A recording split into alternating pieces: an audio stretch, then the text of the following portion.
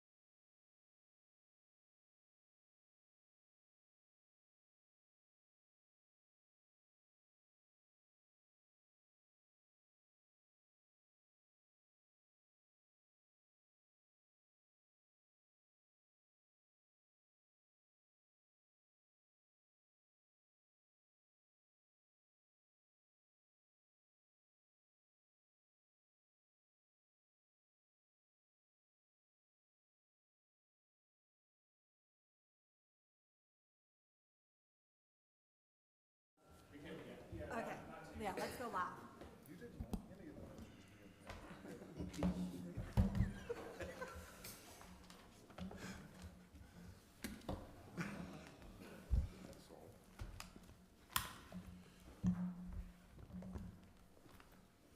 All right, usually I do like a 10-second countdown, but we were all talking so much, I lost track of time, and everybody quieted down immediately like a good high school class of students. So let's just jump right in. I would now like to call to order the June 4th, 2025 meeting of the Indiana State Board of Education. Roll call, please. Ms. DeLosa. Present. Mr. Durham. Present. Dr. Ernest. Here. Mr. Gastineau. Here. Ms. Hamill. Here. Mr. Mapes. Here. Ms. Moat is not in attendance. Ms. Rentschler. Here. Mr. Watts. Here. And Dr. Jenner. Here. And I'm here too, by the way. Scott, Just in case anybody cares. we're glad you are, Scott. All right, let's please stand for the Pledge of Allegiance. I pledge allegiance to the flag of the United States of America, to the republic for which it stands, one nation, under God, indivisible, with liberty and justice for all. Okay, is there a motion to approve the agenda? So moved. Second. With a motion and a second, any discussion? Seeing none, all in favor? Aye. Opposed? Motion carries. Is there a motion to approve the minutes from the May 7th, 2025 meeting? So moved. Second. With a motion and a second, any discussion? All in favor? Aye. Opposed? Motion carries. Okay, well, again, good morning to all of our visitors in the room and online. We're always thrilled when we have people here who are interested in the important education topics of Indiana. A couple quick announcements. This morning, I would like to shout out a few schools that we visited over the past few weeks, actually the past couple weeks, really. Hit the northern part of the state, Elkhart County, St. Joseph County, Porter, and Lake. Saw so many exciting things in the area of rethinking high school, the work at Concord High School. They had employer partners present, the apprenticeships that they're building for kids, the CEO of a company standing right beside a young student who's interested in that area, and them working together. It was great to see. Also, Goshen High School, their CTE programming, they were in full effect with all the different options that they have, where students are leaving with industry certifications and working with leaders in the local businesses.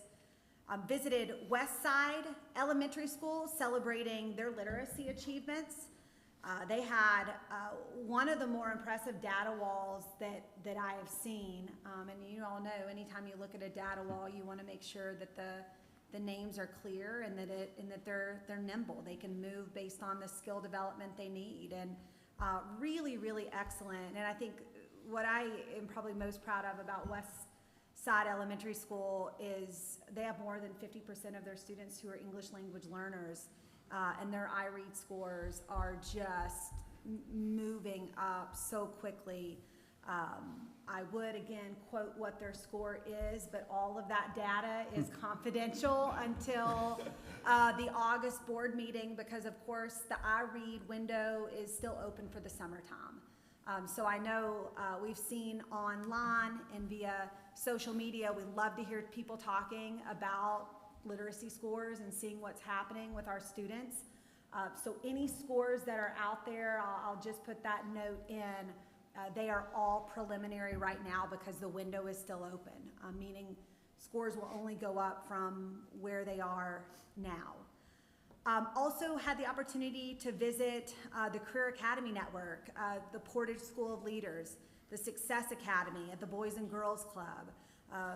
Got to see firsthand what they're doing with competency mastery, which I know has been a topic in Indiana that we're definitely interested in leaning in. So very cool to see that in action.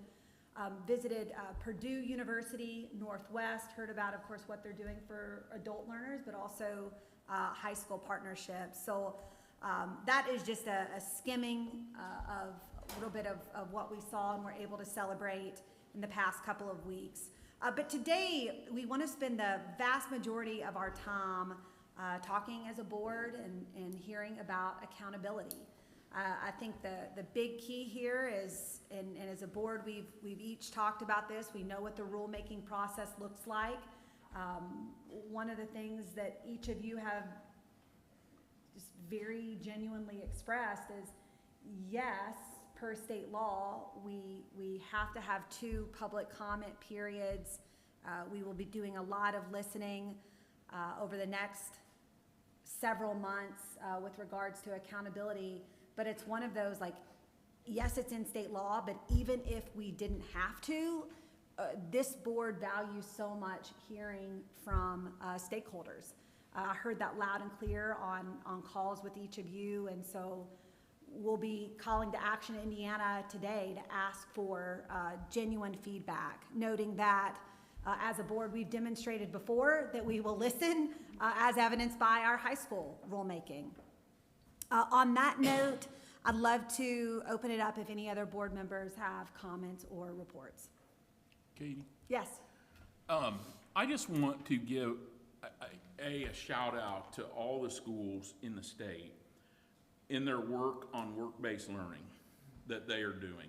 And this really has come to light in the last month and a half. I've had the opportunity to, through Indiana Pork and now Indiana Farm Bureau has come on board.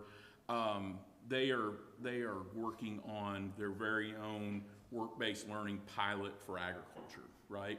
As you know, I kind of have a bias toward agriculture, but in working with the 8 counties around Indianapolis, which is Region 5 of the workforce development, which came out of some research that Indiana Pork did and work with Ascend, which has been a great partner in that work. It has been so awesome over the last month we met with representatives from almost every school corporation around there. Pat had people there for the one we did in Hamilton County, and it just warms my heart to know what schools are doing and what schools still know they need to do, and it was great to hear those things of what that looks like. So I just want to, I know this work in a pilot situation is not statewide, will be eventually, but one, I think it's great that we have industry who's taken a risk to, hey, we're going to develop this program and we're going to do it. We're talking to schools to know what that looks like. That whole education industry partnership that we talk about, that's actually happening there. So, but also to all the schools that are doing this work, it's not easy. And I think anybody that thinks it is very wrong, but I appreciate all the work being done with that. Yeah, and thank you for saying that, Byron. I think, and you all know this, as a board, we have some superstar schools that have been at this for a while, and to your point, we also have some schools that are newer to this space and trying to figure it out. But that is absolutely the energy and the conversation that I hear as well. It's a conversation of how might we, not no we're not, it's how might we. So it's a cool time in Indiana, and I think it's only gonna continue to get better for our kids and the experiences we offer. Any other board comments or reports? All right, let's shift to public comment. And we have two today. The first person is Andy Allen from Indiana Association of School Principals.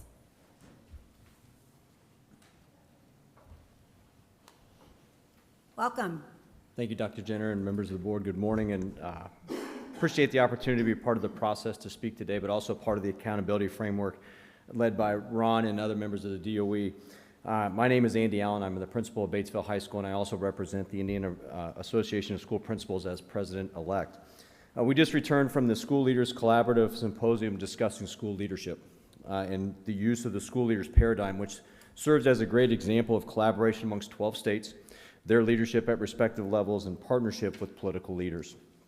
It highlights what we've been able to accomplish thus far in Indiana with the example led by this board and leadership of how others, school, professional associations, different schools, departments of education, state school boards, and legislatures can work together towards a common goal. And that's what we're going to talk about here today.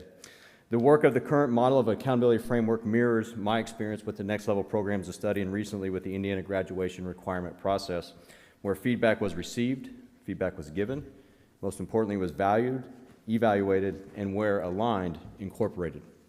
I'm encouraged as to the continued collaboration with the department representatives and the current principals throughout the state, and I appreciate our ability to be involved and active participants in this process.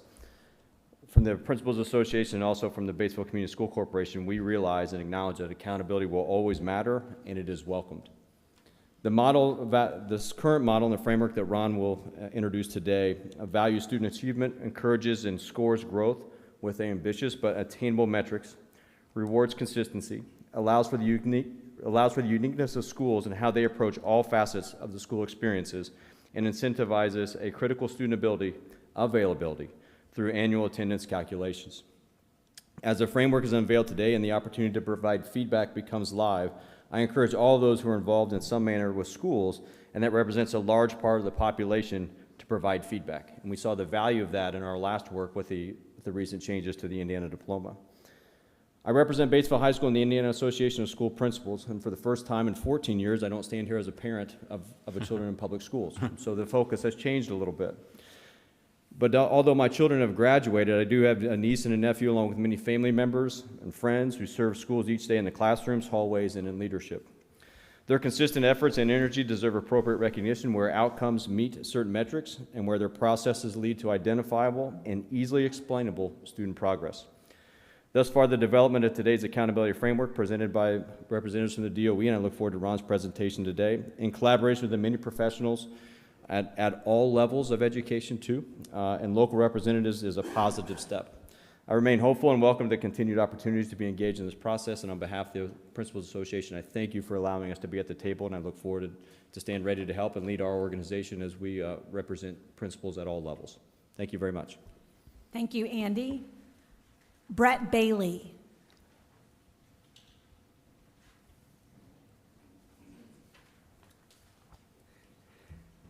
My name is Brett Bailey, and I've served as Hamilton Heights Middle School principal for the last 11 years and currently serve as vice president of the Principals Association. I'd like to thank the staff of the Department of Education for their vision and willingness to open up the A through F accountability model for middle schools across the state. Middle school grade configurations look very different, corporation to corporation, and finding a consistent and flexible model that accounts for this structural variation is critical. For several years, the only measure of the work and effectiveness of our schools was I-Learn proficiency and growth in math and ELA, taken over a few weeks after spring break. I'm sure I was not alone in feeling envious of the flexibility and additional factors in the high school model because high schools were able to leverage this flexibility to highlight the diversity of each student's success at graduation, which is reflected in the higher percentage of high schools who earned A's and B's compared to elementary and middle schools in 2018. The significant work that IDOE and the board did last year with the high school diploma further respects this broader perspective of student success in high schools. The question then is, how can we build a bridge of accountability to middle schools that mirrors a similar approach and celebrates the success of all students, even when it looks different from student to student? The new proposal continues to prioritize iLearn proficiency results, but we appreciate that it proposes two things. First, the data is student-centered instead of school-wide pass rate centered. And two, it identifies additional success factors for students in areas that are already a priority and have reportable data that can be positively impact a student's overall rating, their growth, their attendance, iLearn scores in social studies and science, and high school credits earned in middle school. The Department of Education worked with a focus group of building level administrators to identify these additional success factors, discussed how these would influence the behaviors of school leaders and educators, and developed an easy to understand way to communicate and report this progress across the state. Again, I'm grateful for the attention on individual student success and widening the very definition of success for students. HHMS will continue to focus on proficiency and growth on iLearn, but the additional work we do to support each student's success will also be reflected in this proposed model. We look forward to working with the IDOE and the State Board of Education as you receive public comments and adjust the model to make it work even better for students, educators, schools, and communities, while also helping to meet our statewide goals and priorities.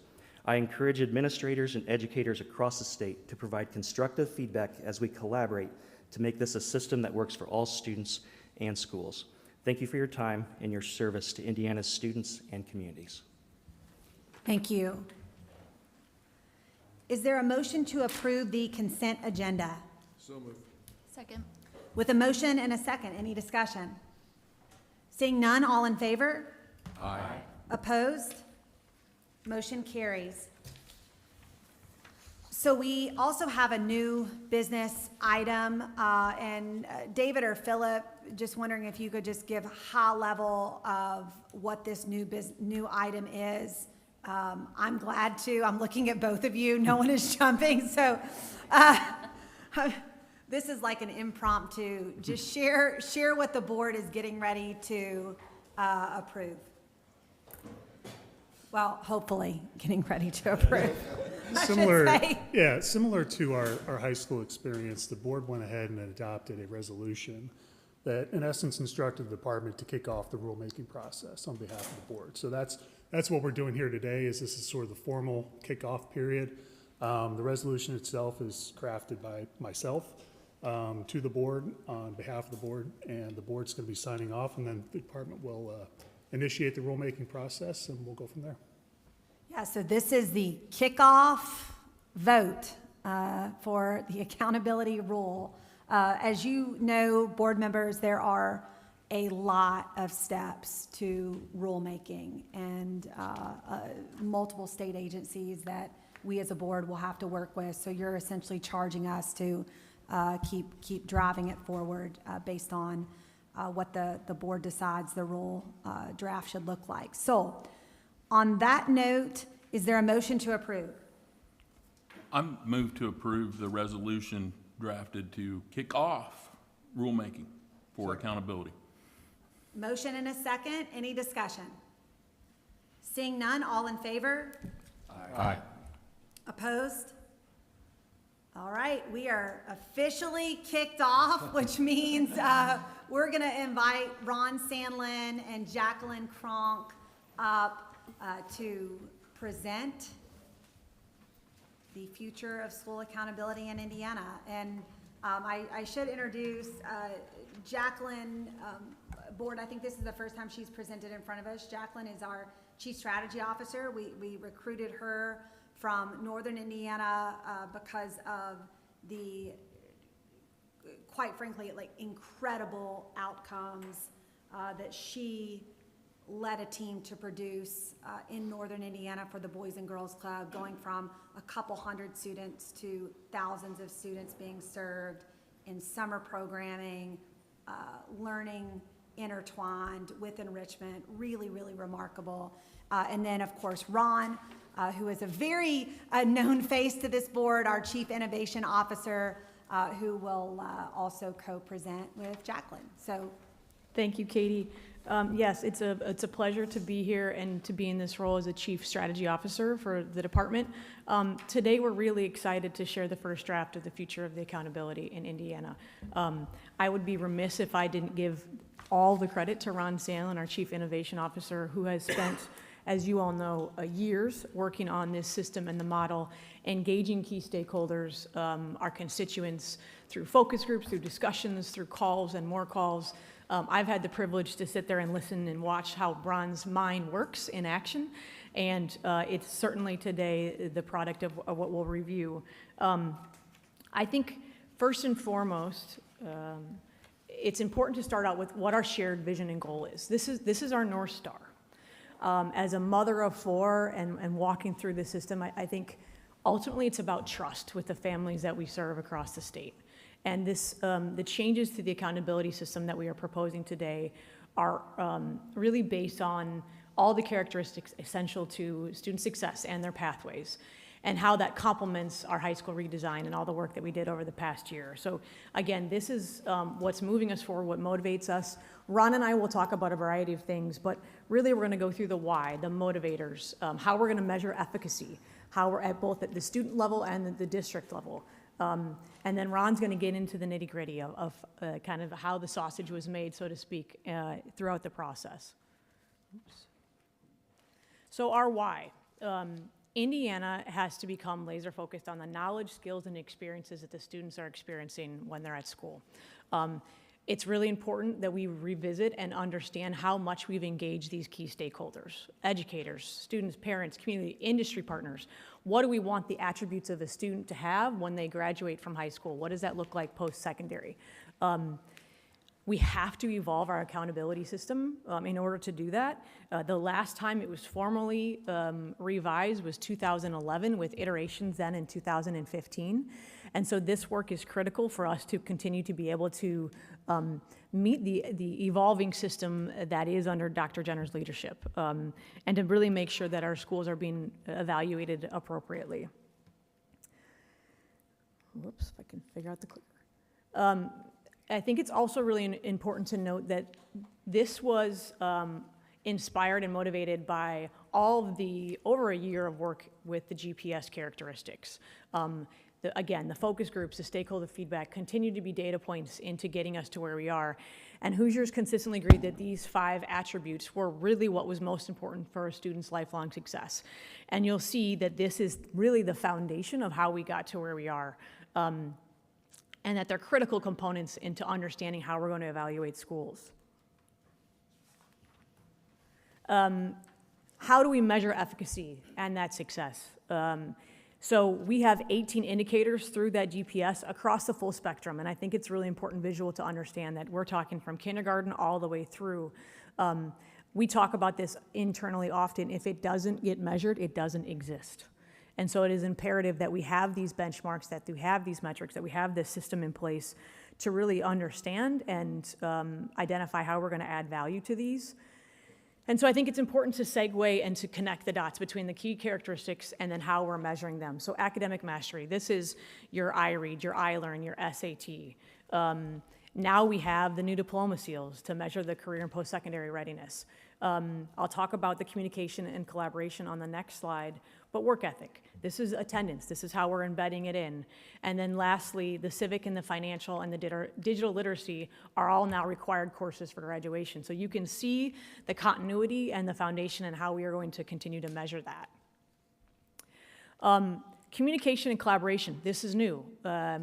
This is, again, trailblazing ahead in partnership with Carnegie and ETS. There are several schools that are measuring right now and piloting how to measure the efficacy of communication and collaboration. And so for us, it's how can we best support these schools and maximizing the impact through this new accountability model, and how can we connect the dots? And then lastly, it is important and I think imperative to realize that this has been, this is per Indiana statute in the last legislative session. This is Governor Braun's agenda, that we have been charged and tasked with developing a proposal for a revised school performance and accountability model. Again, I mentioned that had been close to a decade, but in House Enrolled Act 1498, this has been mandated for us, and it is imperative that we push this through by December 31st of 2025. Now I'm going to toss it to Ron, who's going to walk through the nitty-gritty. Thanks so much, Jacqueline, and humbled by your kind words, but would be remiss, as always is the case as I stand in front of you. I am merely a representative of incredibly hard, thoughtful, heartfelt work of my colleagues at the Department of Education, as well as the many stakeholders, two of which you've heard from today, who partnered with us along this journey. It's been a multi-year journey, and I'm incredibly excited and humbled for the opportunity to present it today. And to start the presentation, I think it's always important to ground ourselves in what we're trying to achieve. Jacqueline shared our vision for the work, and as we got to work designing the model, we grounded in these 4 components. The first is transparency, ensuring that we develop a model that communicates the complexity of school performance through a design that is easy for schools and parents to comprehend. Next, we wanted to ensure that the new model was not only academic, but skills-focused, that it created space for schools to invest time, energy, and resources in cultivating those durable skills we know are essential to lifelong success for our Hoosier students. Student-centered, that we start to shift the conversation about the unique story and journey of every single child in a Hoosier classroom, knowing that they all have unique gifts, talents, interests, and aspirations that are leading them to a life of success beyond high school. And then finally, building on that student-centeredness, that the model commits to being data-driven, prioritizing those K-12 indicators that research and data show connect and correlate with lifelong success beyond high school to increase the validity and the reliability of our school ratings for communities, parents, and schools. So we got started. And the first part of this presentation is really going to share the structure of the model. Similarly, what Jacqueline shared around the breakdown of Indiana GPS, the accountability model follows this similar continuum of development for our students throughout the K-12 experience. Beginning with the essential building blocks in grade 3, the model does a dipstick to ensure that students and schools are achieving the most foundational knowledge and skills necessary to set every student up for success. After that, the model shifts to focus on continuing to build and cultivate that foundational knowledge as students begin to explore their interests, aspirations, and opportunities. Next, we check in at 10th grade, that critical moment as students are beginning their high school journey and really starting to become laser-focused and experience and engage in their post-secondary opportunities, interests, and aptitudes. We do a dipstick to check in. How are schools and students doing at this critical juncture? And then ultimately, the model culminates by checking in on our graduates. Are our graduates, just as is articulated in the new diploma requirements, completing high school with the knowledge, skills, experiences, and this is important, credentials that are necessary for them to be successful the day after?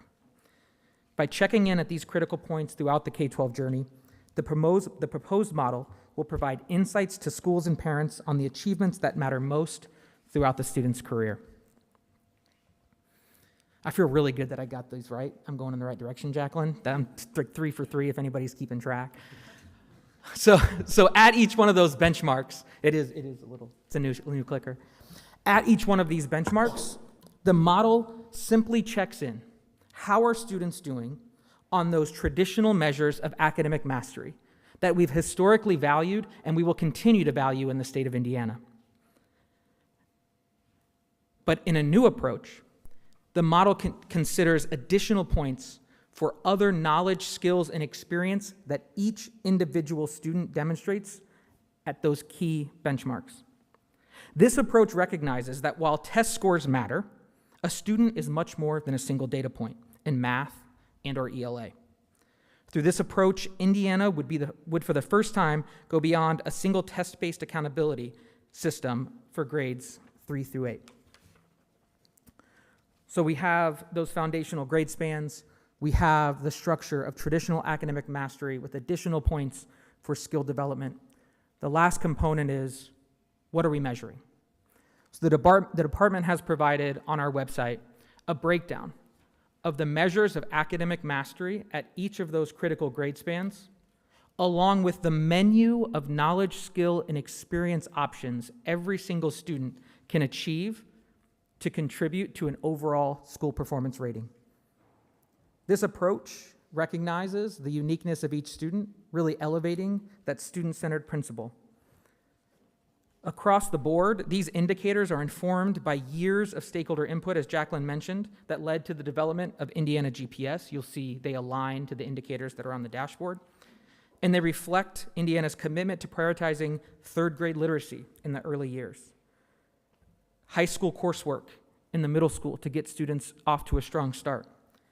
Ninth grade on track, work-based learning, and at graduation, completing high school with a seal and a plan for what's next. And as Jacqueline mentioned as well, we continue to work on developing valid and reliable metrics of skills, such as communication and collaboration. As that work continues, we will consider all of those opportunities as additional ways for students to demonstrate the skill development to complement their individual academic mastery.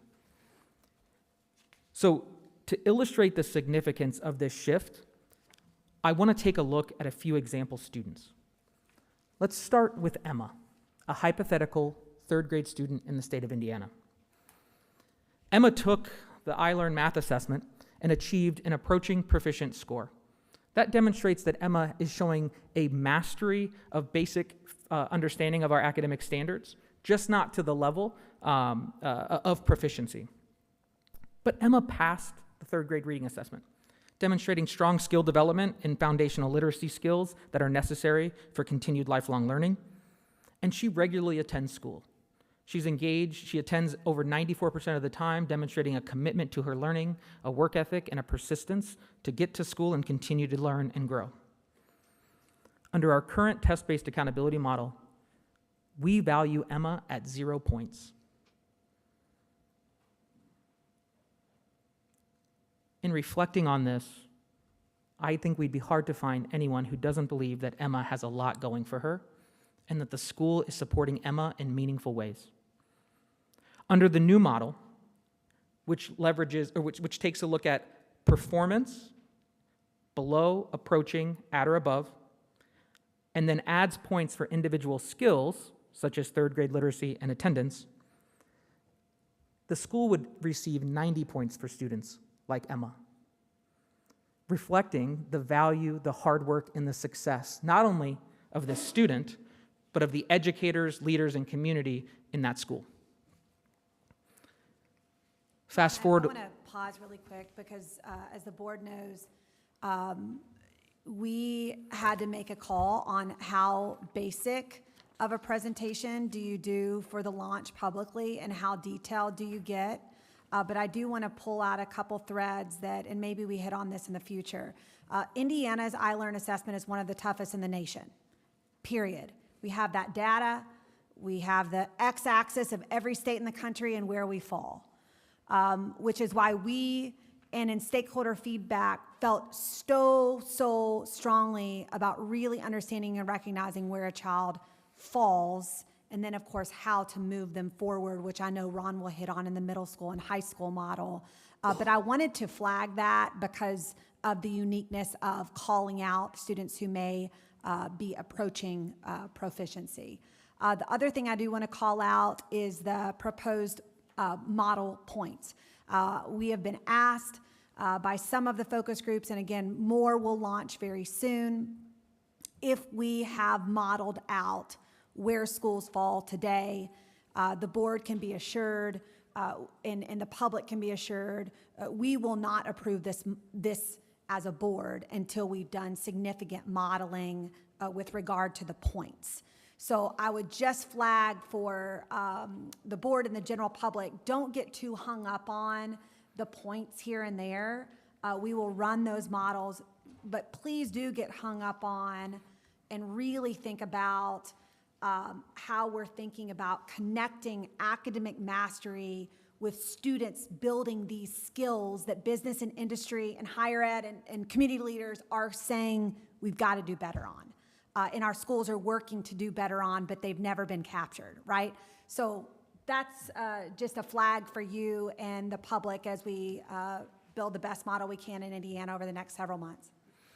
Absolutely. Dr. Jennifer, if I may, just because you made the point, there's something really important in there, in that you talked about Indiana's assessment being one of the most difficult in the nation, and other states across the country who are trying to figure out how do you grade schools and do those things, their answer to kind of lower level grades is to lower the cut scores on their assessments, right? And they're lowering the bar kind of across the board for their students and saying, well, our pass rates have gone up, and so schools look better, but the reality is student outcomes don't change. And I think this approach, by saying, look, approaching proficiency is good, you're going to get something for that, right? That's a much better solution to this accountability issue, because the bar stays high. Like, proficiency is still, it means something, but it also doesn't discount those students who are getting there.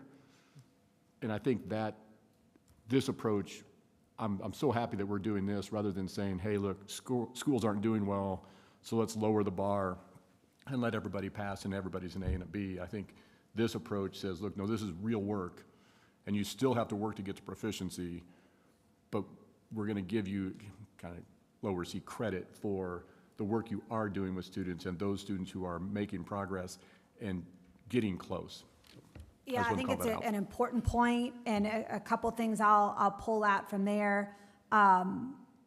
We have zero intention as a board. Other states have done this. Scott is accurate. We have zero intention or plan in adjusting those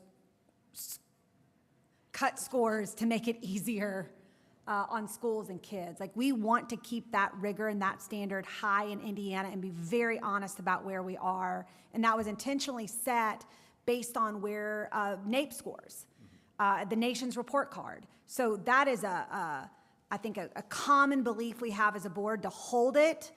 And I think, Scott, to your point, and we want to see the full picture of each child. Because so often when you just do pass-fail and you look at these data walls, which you have teachers, educators on this board, you sometimes lose students in those models. So, Ron, back to you. Yeah, incredibly helpful discussion. Thanks for that. And a great transition, because as I described, the model begins with this foundational work in grade 3 that sets a universal expectation. We need students to demonstrate academic mastery, and we need them to be able to read by the end of 3rd grade. The data and research are clear. But as we continue through the model and progress in that continuum, the opportunities for students to demonstrate success continue to expand as our students start to pursue their unique interests, aspirations, and goals. So let's look at Alex, a grade 7 student, for example. The model historically has prioritized academic performance and academic growth on iLearn. As such, Alex, a grade 7 student who was approaching proficiency again on the math iLearn and made 1 year of academic progress, so able to keep up, but not necessarily enough to catch up, would have generated for the school 37.5 points. Again, a failing rating. But when you look at the whole story of Alex, he's actively engaged in school, and he has a propensity and interest in history, and dug in and passed the state's iLearn social studies assessment, a very rigorous assessment, which, correct me, I believe is given at grade 5 here, but you get what I'm saying. So for grade 5 students, they would be able to demonstrate proficiency on the social studies assessment. To complete that story, Alex's academic mastery, coupled with the fact that he's keeping up, coupled with the fact that he's engaged in school, and coupled with the fact that he's demonstrating additional knowledge on assessments.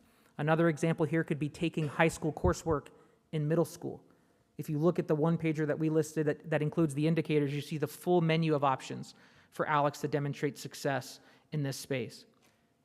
The proposed model, and again, Dr. Jenner mentioned, let's not get caught up in the specific points. It's more about the values and what we're valuing and what we're incentivizing as a state. Would recognize all of Alex's strengths, the entire story, not just the first 2 bullet points, and say that student is on track. We want to support Alex and cultivate his interests and strengths. So we would value right now in the proposed model, students like Alex, schools would receive 90 or A points. It's still a rigorous bar, but it's reflective of the full story. And lastly, we'll jump to grade 12. Because throughout this process, I heard repeatedly, you should talk to the people who are working on the diploma. Because it sounds like this model could really help us with the pathways that the department's working on. I said, well, thankfully for you, those conversations are happening simultaneously in the high school space. And so we are incredibly excited to elevate a model that not only looks at the academic achievement on our state's assessment in high school, which is the SAT, but elevates for the first time those other essential skills and experiences, work-based learning, credentials of value, and continues to integrate college and career coursework, such as the CCR metric, to again provide a larger picture of a student's overall success. So take Stephanie, a hypothetical graduate in the state of Indiana, did not perform well on the SAT. Stephanie never intended or didn't aspire to enter a 4-year college right after high school. But she has been actively engaged in work-based learning during her high school experience, earned a meaningful credential of value that is going to set her up for a career the day after she graduates, and in high school took college-level courses towards that credential that are going to be the building blocks for her continued education after she graduates. Our model captures Stephanie's entire story, and as proposed, would generate 80 points for all the successes. Students like Stephanie would generate 80 points for a school for all of their successes, not just one measure of academic performance.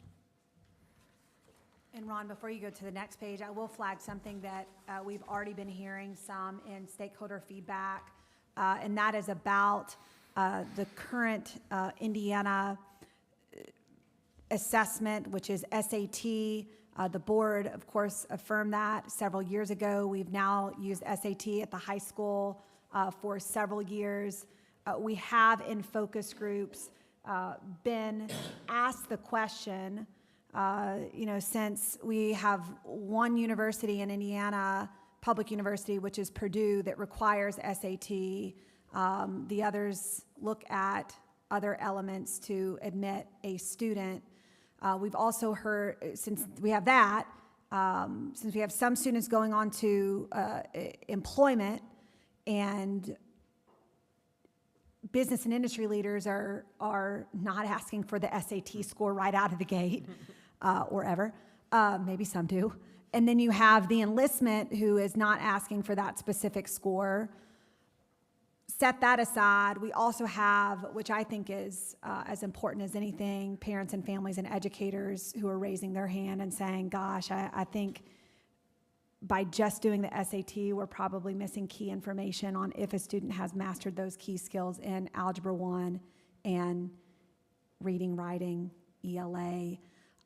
So one thing that I will flag that we've heard is to build this rule flexible enough that if, and right now this is in statute, but if we were in the future to shift from an SAT and or open it up for end of course assessments, set it up in a way that we wouldn't have to reopen this rule again.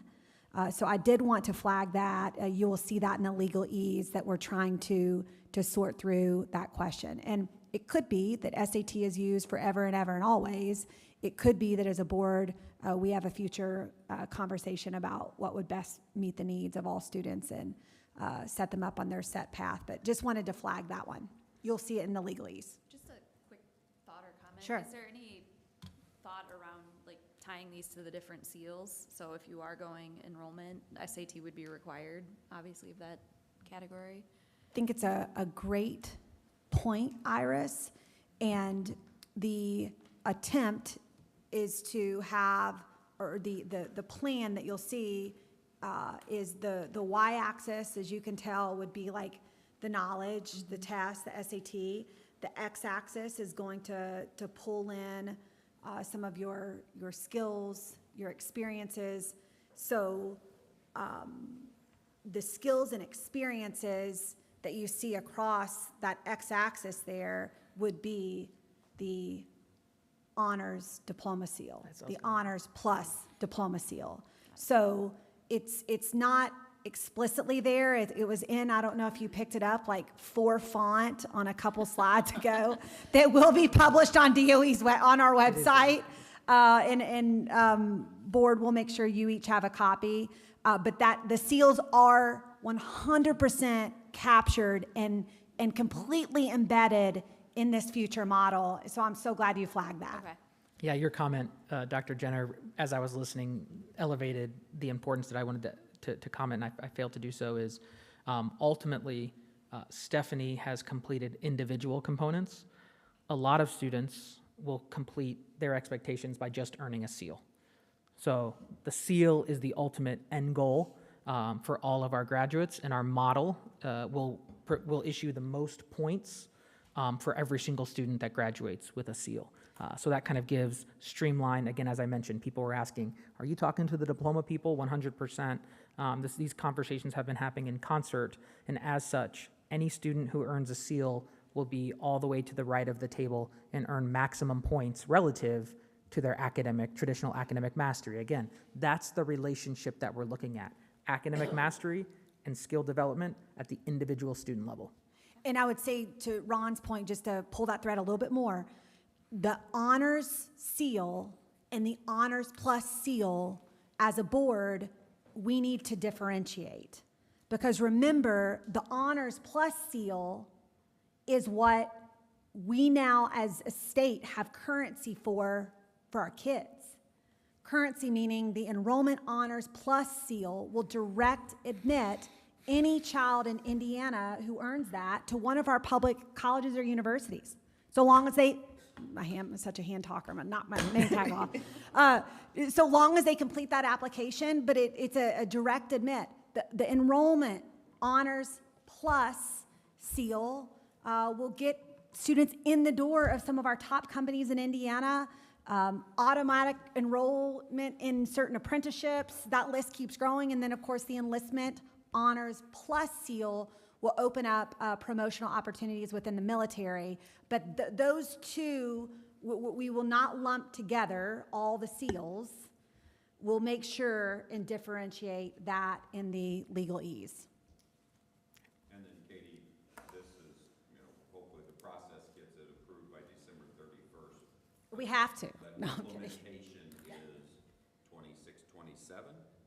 You're leading straight into, I think, the next. So thank you for bridging that, Pat. One slide between One slide. that and this. Hold on just a minute. So as illustrated by these examples, and I thought eloquently addressed by Andy and Brett, the proposed model is intentionally designed to encourage schools to support and nurture the unique skills and strengths of each student. The model no longer evaluates schools based on how well all of their students do on a single assessment. Rather, it shifts it, and it evaluates schools on their ability to help individual students be on track for post-secondary success. And we understand that there are multiple pathways to get there. It ensures that the summative ratings reflect each school's ability to help their students achieve their full potential, with the overall score based on the average points for all students at each eligible grade span assessed, 3rd, 4 through 8, 10, and 12, providing meaningful information to families and communities beyond that single test score at those critical benchmarks throughout the student's K-12 journey. And then final letter grades will be based on the traditional A to F scale, 90 to 100, 80 to 89, and so forth, as our current model is designed. And again, this is as proposed. So let's look at next steps. And I'm grateful, Andy and Brett shared, we've been engaging with school leaders and other stakeholders throughout the state, formally since the beginning of January, but informally for the past 2 years, and which has led us to the January presentation, and then once again today, the presentation of the full proposed model as designed, including the indicators that are included in the initial proposal. Over the next several months, we will begin rulemaking and public comment. You all have experienced that with the diploma rule. That will be an iterative process that both accepts passive feedback through a jot form, but also active feedback as we go out and intentionally meet with different stakeholders to present this information in a more nuanced level and solicit their feedback. We will make revisions based on the first round, a minimum of 30 days of feedback, present that back to this board, and open up a second round of public comment, with the final accountability rule adopted in December of 2025. To answer Dr. Mapes' question, current statute requires 1498, which is the catalyst for this work, requires the board to issue letter grades beginning the 25-26 school year. So that'll be a conversation that we have throughout the process of timing and things like that. Today, we're focused on the structure of the model and what we're trying to achieve. Yeah, and as you know, as a board, because we've approved this after the General Assembly has passed statute every year to, most commonly, it's called hold schools harmless with letter grades. So the General Assembly has worked with us through this process, allowed us, land the high school element, then get after the grades. By the way, we have multiple summers ahead of task list too that we'll get to. But the A to F grades, we will have to approve again. We will have to approve. They will go out fall of 2026. And therefore, it's going to be really, really important that we work straight with our various associations and leaders there and our schools so that they know very clearly how the model is shaping up, because this year's data will contribute to that. But we, as a state, cannot do another year of hold harmless. Again, I think the General Assembly has been really generous as we've tried to sort through. So that's just something we'll have to stay in touch with our schools. And again, those data points that are in that one pager that Ron showed, none of them should surprise our schools at all, or even parents, families. But I strongly encourage educators and parents and families to take a look and see even what we're missing. Yeah. Thank you, Dr. Jenner. And as they look at that, would just close by reiterating the model is designed to balance that traditional academic mastery and other ways students can demonstrate knowledge, skills, and experiences that are meaningful to their post-secondary success. So as you look at those indicators, know that those are opportunities for students, not necessarily mandates on schools. And so as I close, would end where I began, which is to say, humbled for the opportunity to present this. I am merely a representative of countless hours of work and feedback from our partners throughout the state and my colleagues at the Department of Education, and just grateful for the time and the consideration. So I'll kick it over to Jacqueline to close us out. Thank you again, Ron, for walking us through that. The details, as you can see, there's clearly been a lot of thought and intentionality put in behind this. And as you move forward, again, as I mentioned earlier, this hasn't been altered or updated in over 10 years. And so obviously we need to think through the iterative process and the change management to allow schools to really understand and know what we're getting into.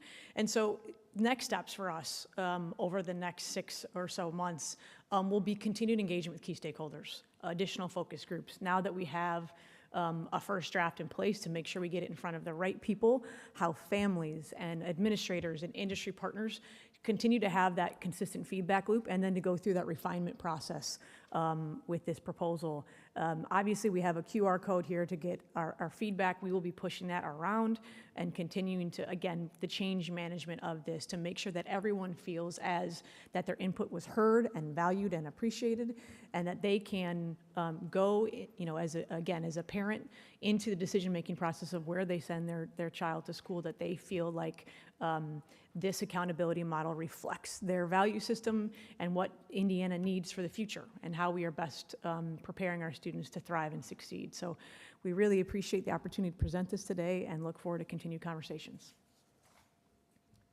So I'd love to open it up to any board member comments or clarifying questions.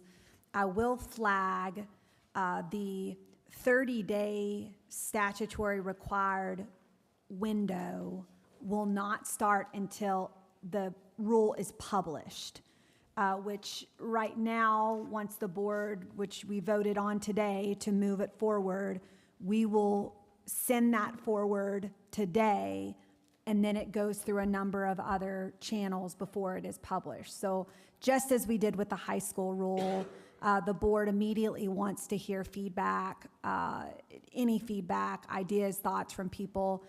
Please scan that QR code, and then as soon as the 30-day window opens and that legalese is published, we'll definitely communicate that out big time as well. Following that 30 days, we will have a public hearing for any person who prefers to verbally share. And then, of course, as a board, we're here every month.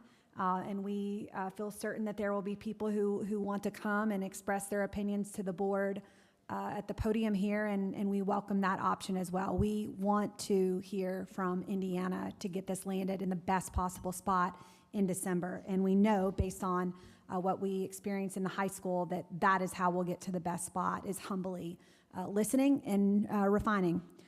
On that note, any thoughts, comments? Dr. Ernest. Jacqueline, you started talking about Ron's mind.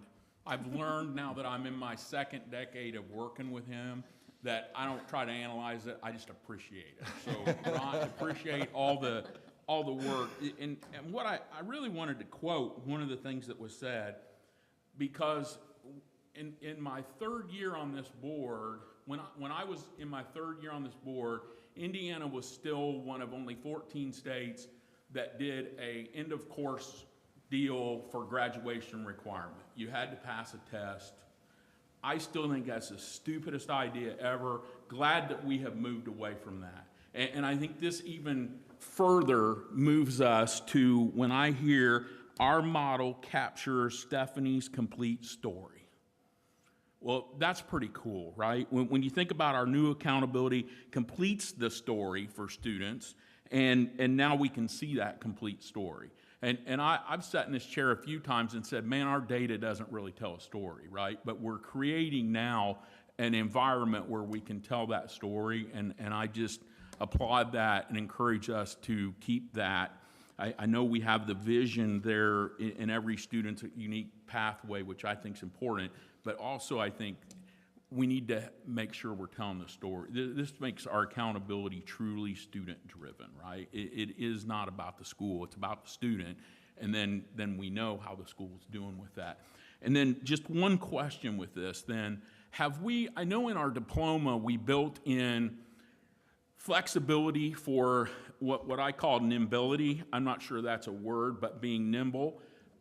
Are we building that into this process as well? Because I'm sure there are going to be things that we find that A, we need to make adjustments to and what have you. Is that part of the ethos of developing this? So, I'm trying to think about how to say this. We have attorneys in this world, and we love you for it. I'm married to one.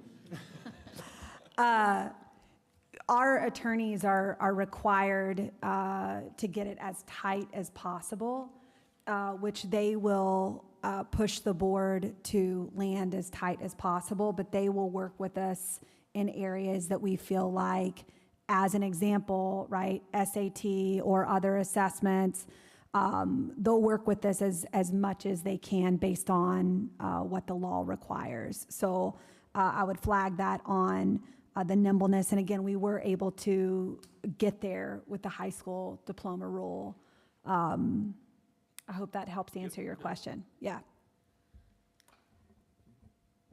I want to echo some of the things that Byron said, but I hope that you and your team, Ron and Jacqueline especially, I hope you do feel appreciated because you took a really complex problem or issue that we've always said, Pat and I were talking this morning in passing, we've always said our old model wasn't complex, but it really was.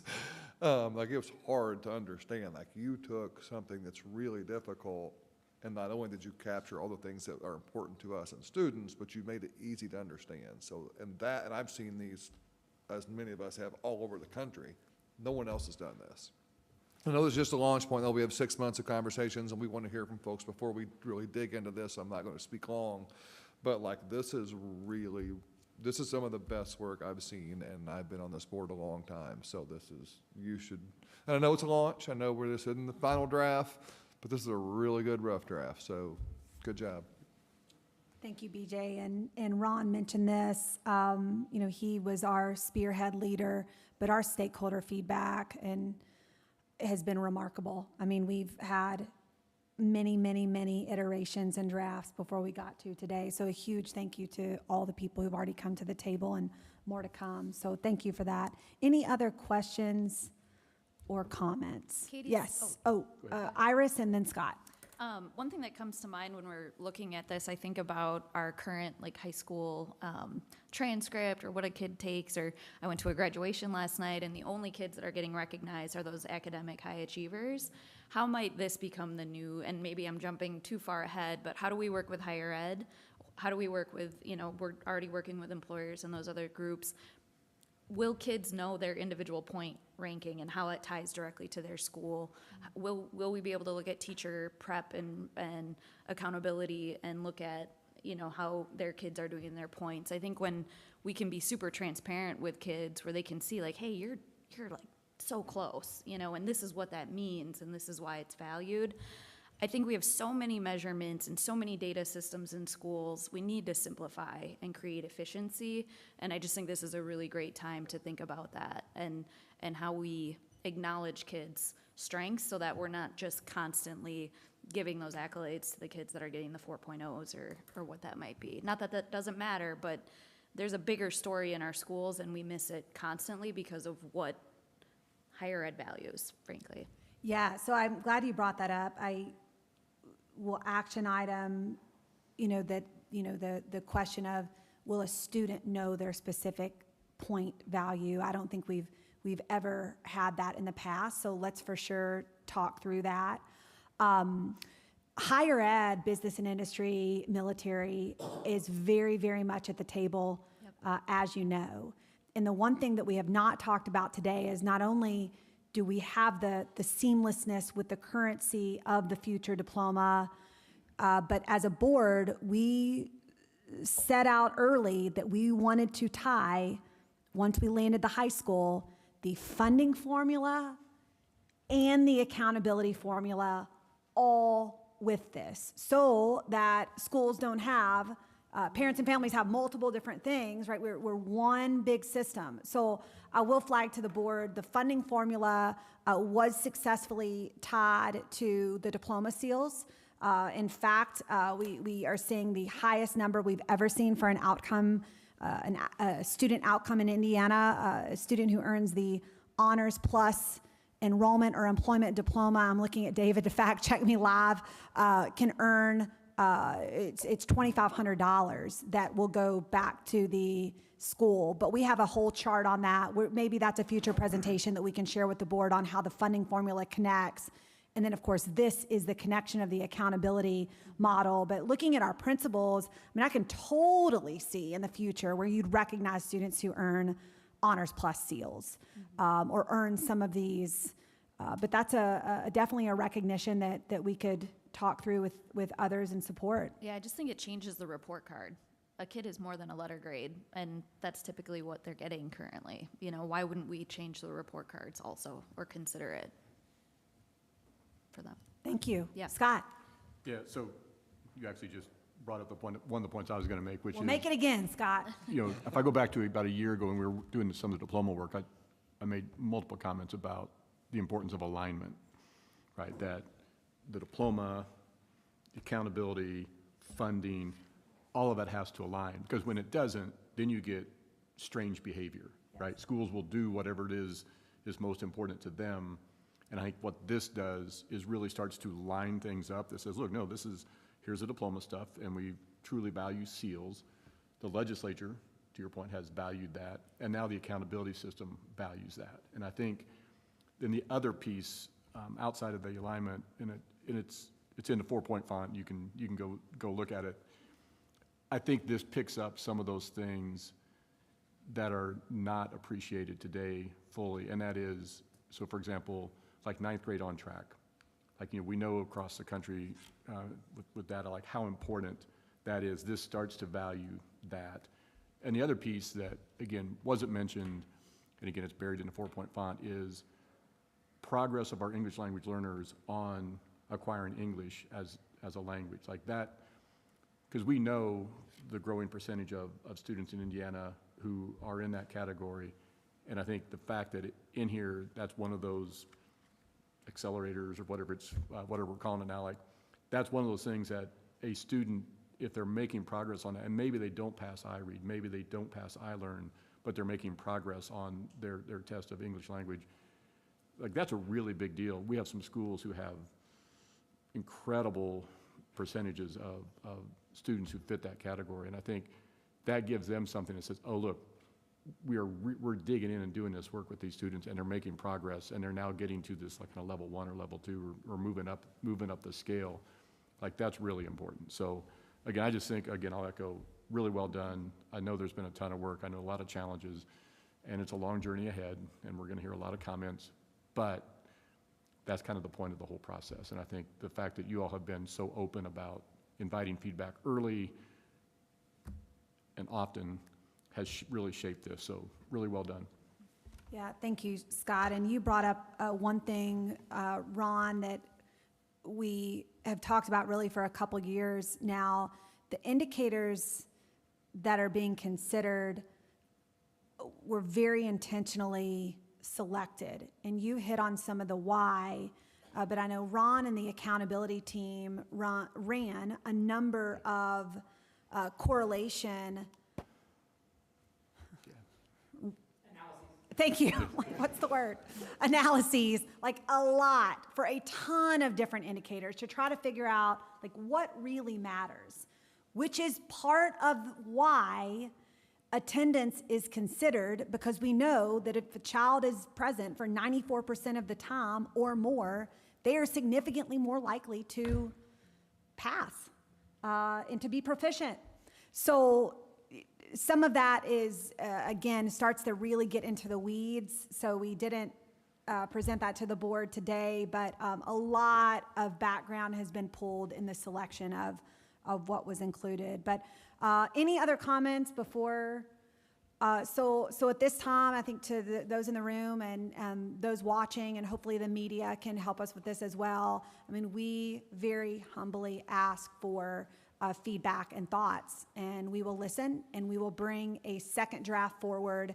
I would predict right now, probably in September, we'll have a second draft, and then again, we will approve as a board a final draft in December, and the first A to F letter grades will go out in the fall of 2026. So on that note, is there a motion to adjourn?